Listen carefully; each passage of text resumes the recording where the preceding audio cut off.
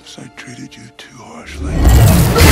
Spider-Man does whatever a spider. And I don't even carry guns no more, I don't got to. Got undercover cops that'll legally pop you. And I done seen a lot of people cross. The Amazing Spider-Man has to be one of the most decisive Spider-Man movies ever made. There are a hardcore set of fans who love this movie, but on the flip side, there are people who just absolutely hate it. And for a long time, I was one of the people who didn't care too much for it. I didn't hate it or think it was a disaster like I've seen others say online. I just wasn't a big fan. But over time, I grew to appreciate it more, and there are aspects about it that I like. So what I want to do is explore some of the reasons why this movie was hated, but I also want to discuss what the movie does right, and what I personally enjoyed in it, as well as things that I didn't enjoy so much. Because I don't think it's nearly as bad as people say, and there are some good ideas in here. But I want to start from the beginning, before the movie was even released, and briefly explain why it already had an uphill battle from the start.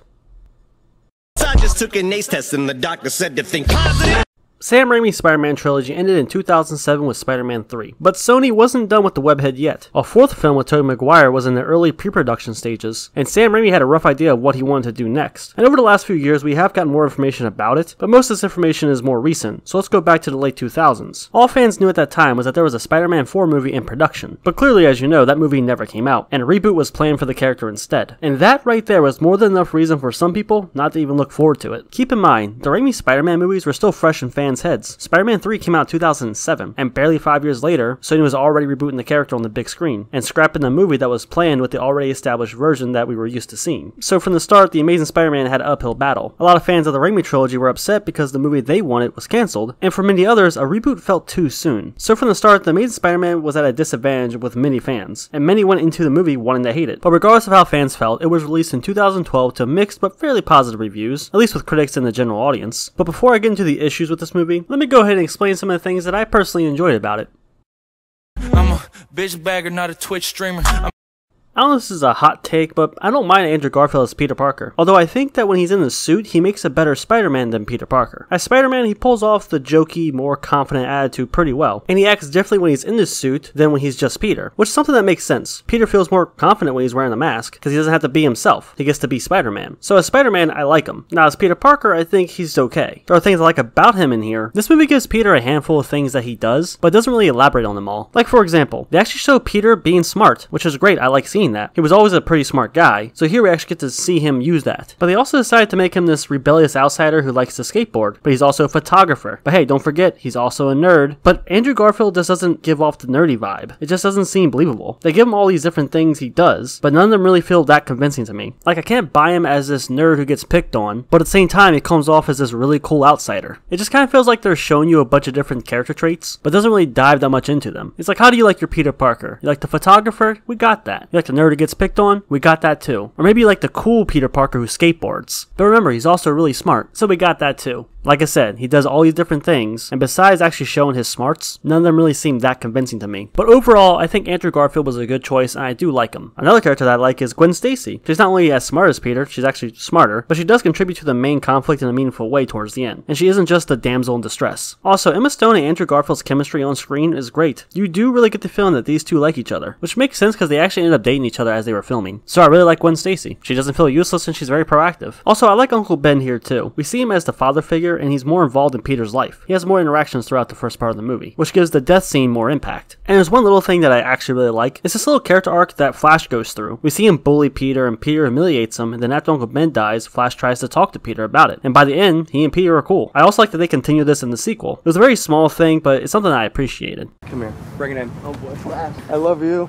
Also, the action is pretty great. The lizard fight scene is one of my favorite parts of the movie, and the web slinging looks great. I love the first person view we get after he's done making his suit. There are a few scenes that have some choppy editing, like the one on the train, but the rest is mostly fine. So when the action's happening, it's very entertaining. Speaking of the suit, I actually like it. Andrew Garfield has a very tall and skinny build, and it looks like to match that, the spider logo on his suit has long legs that run down the front and back. I like it, although there are some shots where the suit doesn't look that good. I guess it's because of the lighting, or maybe because it's not touched up with CGI. I'm not so sure, because some shots it looks really great, and other ones it doesn't look that good. Also, there are some beautiful nighttime shots. It looks great. Now, those are most of the things that I enjoyed about The Amazing Spider-Man. Sometimes I get bored and I'll just look up certain scenes on YouTube because I like them. But it's time we talk about the issues. And most of these are the reasons I see people say for not liking this movie. So, let's take a look.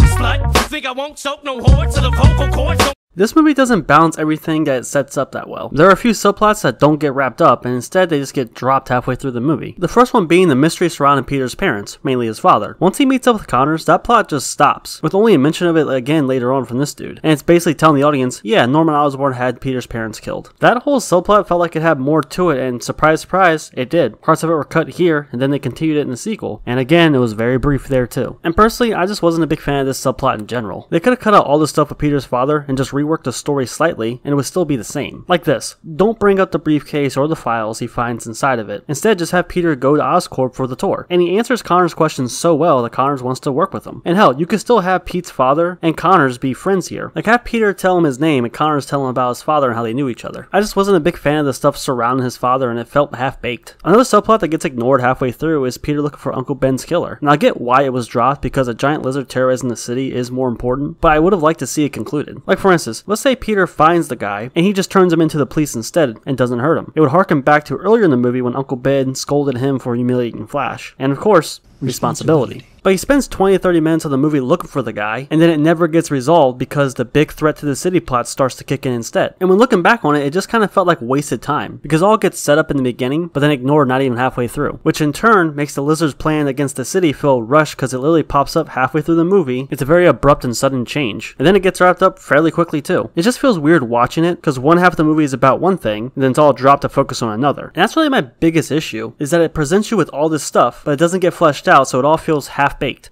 Now, on top of those issues, there are more that I've seen people say, one of which being the tone of the movie is, quote, too dark for a Spider-Man movie. I don't think the movie is too dark. It's more serious, sure, but this isn't a dark and gritty movie. It's a more serious one, and just because many people see Spider-Man as this bright and lighthearted character, it doesn't mean you can't have a more serious take on the character. I think that complaint comes from people who are used to the tone of the Raimi movies, so they expect all Spider-Man movies to feel like that. Also, many people hate this suit, but I think that's a subjective thing. Some will hate it, others will like it. It's all personal preference. And same thing goes for Andrew Garfield. Like I mentioned earlier, I do like Andrew Garfield as Peter Parker, but I feel like the movie doesn't really elaborate on different things about him, and instead just presents you with a bunch of different stuff. And even though I can look past most of that, a lot of people can't, and they find it just really annoying, and think that Andrew Garfield comes off as too cool to be this nerdy, dweeby guy.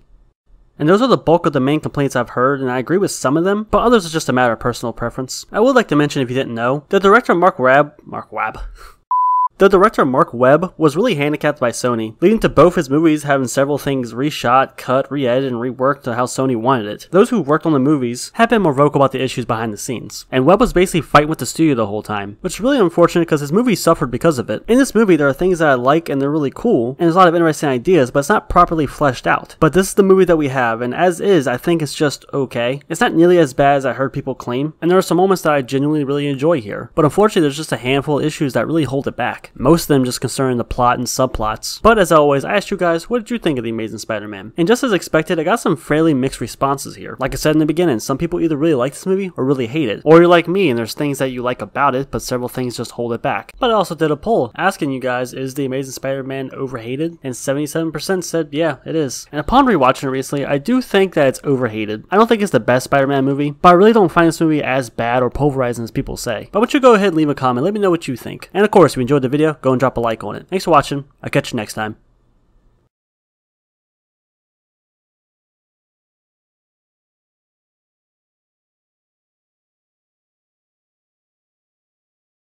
Your is inside of me right now!